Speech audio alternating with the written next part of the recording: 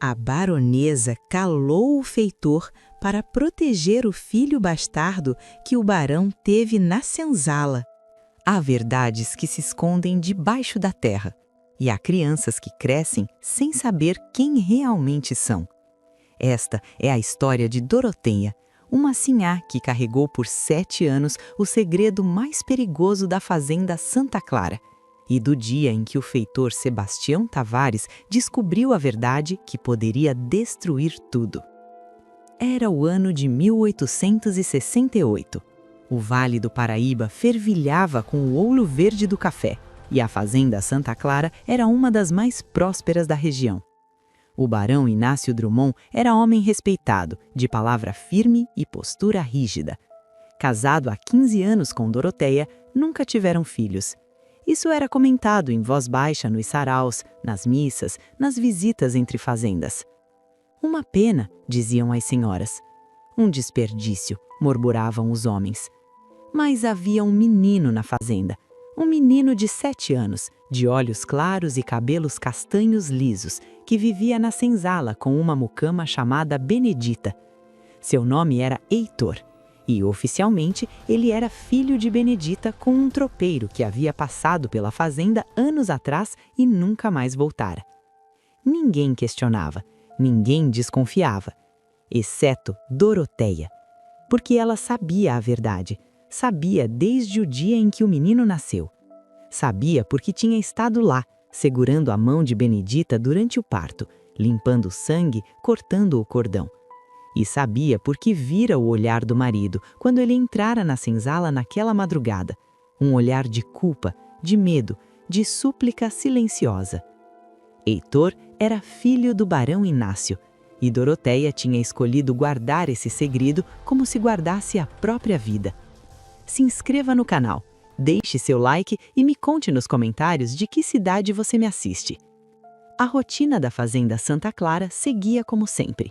Os escravizados acordavam antes do sol, iam para os cafezais, voltavam ao entardecer. Benedita trabalhava na casa grande lavando roupas, cozinhando, cuidando do menino Heitor nas horas vagas. Doroteia supervisionava tudo com olhar atento, palavra firme, mas coração apertado. Ela observava Heitor crescer. Via os traços do marido no rosto do menino, o formato dos olhos, a linha do queixo, o jeito de inclinar a cabeça quando estava pensativo.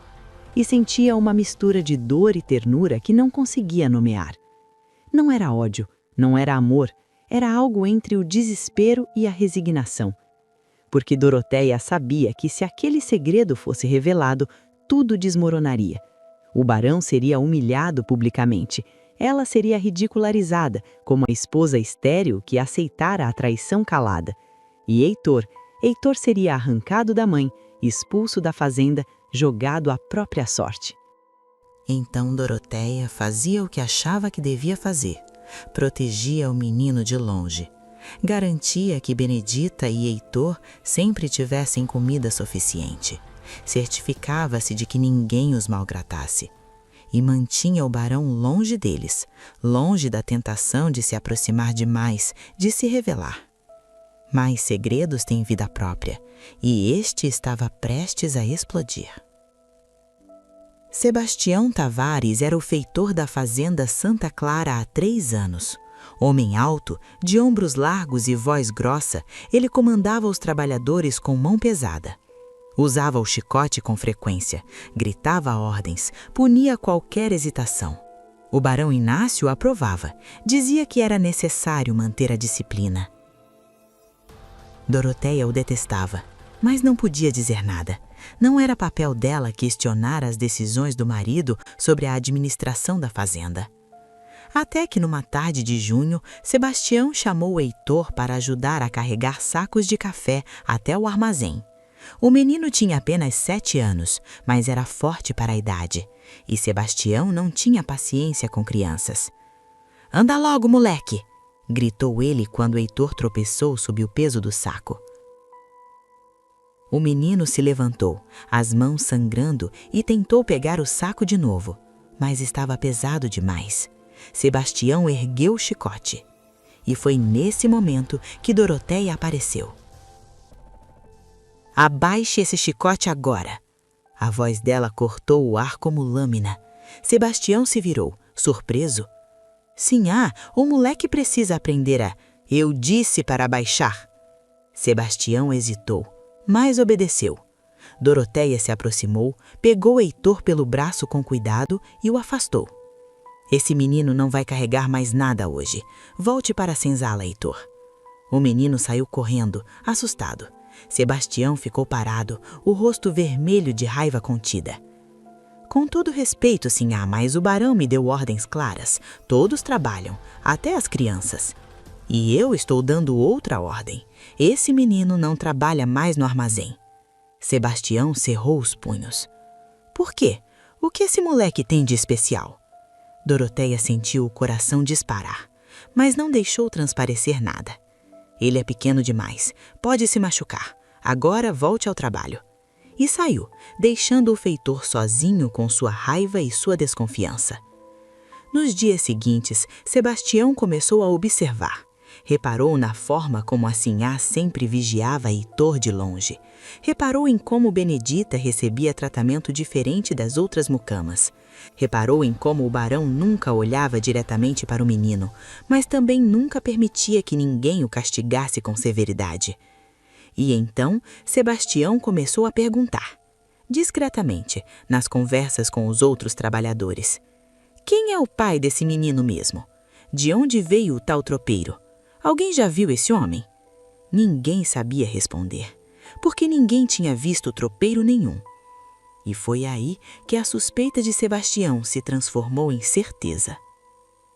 Sebastião esperou um momento certo, e ele chegou numa noite de lua nova, quando o barão estava na capital e Doroteia jantava sozinha na sala de jantar. Ele bateu à porta, entrou sem ser convidado, trancou a porta atrás de si. O que significa isso, Sebastião? Perguntou Doroteia, levantando-se da cadeira. Significa que eu sei, sinhá. O sangue dela gelou. Sabe o quê? Sebastião deu um passo à frente. Sei que aquele moleque, Heitor, é filho do barão. Silêncio. Doroteia sentiu o chão desaparecer sob seus pés, mas não deixou o rosto trair o pânico. Você enlouqueceu. Heitor é filho de Benedita, com um tropeiro. Que tropeiro, sinhá? Que ninguém nunca viu, que ninguém conhece? Sebastião cruzou os braços. Eu tenho olhos, e eu vi como a senhora protege aquele menino, como o barão desvia o olhar dele, como todo mundo aqui finge que não vê o óbvio. Doroteia cerrou os punhos. Cuidado com o que diz Sebastião. Acusações sem prova podem custar caro. Prova? Ele riu baixo, amargo. Basta olhar para o rosto do menino, sinhá. Qualquer um que olhe direito vai ver o barão estampado nele. Doroteia deu um passo à frente, a voz baixa, mas firme. E o que você quer? Dinheiro? É isso? Sebastião balançou a cabeça. Não quero dinheiro. Quero respeito. Quero que me tratem como mais que um empregado. Quero voz nas decisões da fazenda. Quero ser sócio menor do barão nos negócios. Você está pedindo para ser chantageada. Estou pedindo o que mereço. Ou a senhora prefere que eu conte isso para as outras famílias da região? Para o padre? Para os credores do barão? Sebastião se aproximou. Imagina o escândalo, sinhá. O barão Inácio Drummond, homem de honra, casado há 15 anos, sem filhos legítimos, mas com um bastardo criado na senzala. A senhora acha que ele vai sobreviver a isso? Doroteia sentiu as lágrimas queimarem os olhos, mas não deixou nenhuma cair. Saia da minha casa. Vou sair, mas volto amanhã e quero uma resposta. E saiu, deixando Doroteia sozinha na sala, tremendo de raiva e desespero. Naquela noite, Doroteia não dormiu. Ficou sentada na cama, as mãos entrelaçadas, rezando baixinho, pedindo a Deus uma saída, pedindo coragem, pedindo sabedoria. E de repente lembrou-se de algo. Levantou-se, acendeu uma vela e foi até o escritório do marido. Abriu a gaveta trancada com a chave que guardava escondida e lá dentro encontrou o que procurava. Um contrato de dívida assinado por Sebastião Tavares 3 anos antes. Quando Sebastião fora contratado como feitor, ele devia dinheiro a uma agiota da capital. O barão havia pago a dívida e feito Sebastião assinar um contrato de trabalho que o obrigava a permanecer na fazenda até quitar o valor. Mas Sebastião nunca quitara. Pelo contrário, devia ainda mais, porque pegava adiantamentos do salário regularmente. Doroteia sorriu pela primeira vez em dias. Se Sebastião quisesse chantageá-la, ela tinha como responder. Na manhã seguinte, quando Sebastião voltou à casa grande, Doroteia o esperava na sala. Mas não estava sozinha. Tinha 2 documentos sobre a mesa. Sente-se, Sebastião. Ele sentou, desconfiado. Eu pensei muito sobre o que você disse ontem, e você tem razão. Heitor é filho do meu marido. Sebastião arregalou os olhos, surpreso com a confissão. Mas antes que você pense em usar isso contra nós, quero que você veja uma coisa. Doroteia empurrou os documentos para ele. Esse é o contrato que você assinou há 3 anos. Você deve ao barão o equivalente a 5 anos de trabalho. Se você sair da fazenda antes de pagar, será preso por dívida. Se você tentar me chantagear, eu denuncio você às autoridades por tentativa de extorsão. Sua palavra contra a minha. Quem você acha que vão acreditar? Um feitor endividado ou a esposa do barão Inácio Drummond? Isso é mentira, explodiu Sebastião. Mas quem vai acreditar em você? Um feitor endividado ou em mim, a esposa do barão Inácio Drummond? Doroteia se inclinou sobre a mesa. Você subestimou a mulher errada, Sebastião. Ele ficou pálido. Agora você tem 2 opções. A primeira, sai dessa fazenda hoje, sem receber nada e nunca mais menciona o nome de Heitor.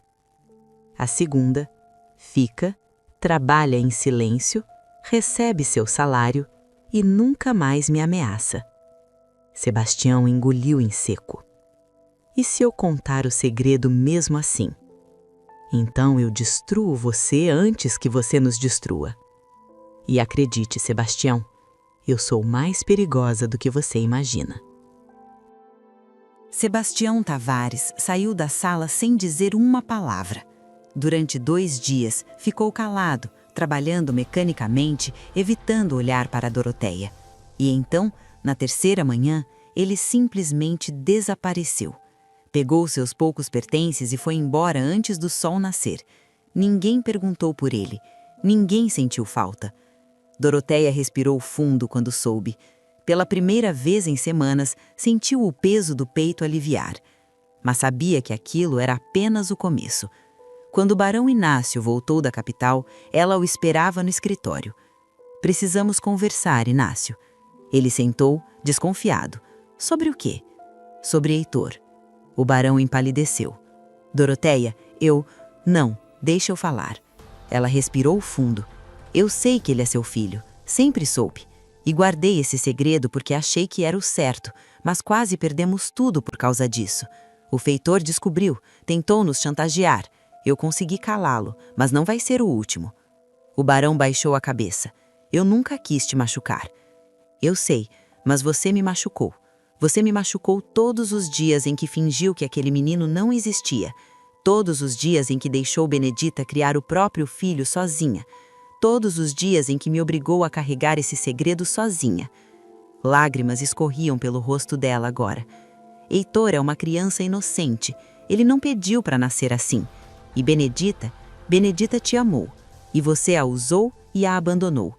O barão levantou os olhos, vermelhos. O que você quer que eu faça? Quero que você cuide dele, de longe, discretamente, mas cuide. Garanta que ele tenha educação, que ele tenha futuro. E quando chegar a hora certa, quando ele for adulto, você vai contar a verdade a ele, porque ele merece saber quem é o pai. E você? Você vai ficar? Doroteia limpou as lágrimas. Vou, porque aqui é minha casa, porque eu escolho ficar. Mas não vou mais fingir que tá tudo bem. Não vou mais esconder a verdade de mim mesma. O barão assentiu, derrotado. Eu vou fazer o que você pediu. Então está combinado. Passou-se 1 ano. Heitor agora tinha 8 anos e continuava vivendo com Benedita. Mas as coisas haviam mudado. Tinha roupas melhores, comida farta e uma pequena cartilha para aprender a ler. Ninguém fazia perguntas, ninguém comentava. Doroteia visitava a senzala com mais frequência, conversava com Benedita, que aos poucos foi entendendo que a sinhá não era inimiga, era aliada. "Por que a senhora fez isso?" perguntou Benedita um dia enquanto lavava roupas no tanque. "Porque nenhuma mulher deveria carregar esse peso sozinha", respondeu Doroteia. "Nem eu, nem você." E pela primeira vez em 7 anos, as duas se olharam como iguais. 2 mulheres presas ao mesmo homem, ao mesmo segredo, à mesma dor. O barão Inácio nunca mais tocou em Benedita, nunca mais tentou se aproximar. Mantinha-se distante, respeitoso, quase arrependido. E Heitor cresceu, forte, inteligente, curioso, sem saber ainda que carregava no sangue o peso de um nome que não podia usar. Mas Doroteia sabia que um dia ele saberia e rezava para que quando esse dia chegasse, ele tivesse forças para carregar essa verdade. Porque havia segredos que não podiam ser guardados para sempre, e havia verdades que, cedo ou tarde, precisavam ser ditas. 5 anos depois, Heitor tinha 12 anos. Já sabia ler, escrever e fazer contas. Ajudava na fazenda, mas não como trabalhador braçal, como aprendiz, anotando números, organizando estoques, aprendendo sobre o comércio do café. Doroteia observava de longe, com um misto de orgulho e melancolia. Benedita envelhecia rápido, marcada pelos anos de trabalho pesado, mas sorria mais, porque via o filho crescer com oportunidades que ela nunca tivera. E o barão Inácio, agora mais velho, mais curvado, carregava o peso da culpa em silêncio.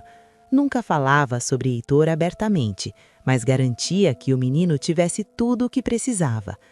Uma tarde, Doroteia chamou Heitor para conversar. "Você é um menino especial, Heitor. Sabia disso?" Ele sorriu, tímido. "A senhora sempre diz isso." "Digo porque é verdade, e um dia, quando você for homem, vai entender por quê." Heitor inclinou a cabeça, curioso, mas não perguntou. E Doroteia agradeceu a Deus por isso, porque ainda não era a hora, ainda não.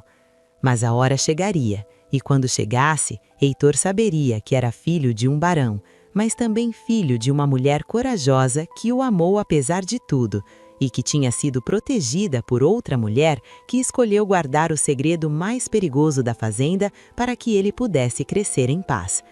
Porque algumas verdades precisam ser escondidas por um tempo, não para sempre, mas o tempo certo. E Doroteia aprendeu que amar, às vezes, era saber quando calar e saber quando falar. Há segredos que destroem e há segredos que protegem. A diferença está em quem os guarda e por quê. Que você, onde quer que esteja, tenha sabedoria para saber quando falar e quando calar, quando proteger e quando revelar. Porque nem todo silêncio é covardia.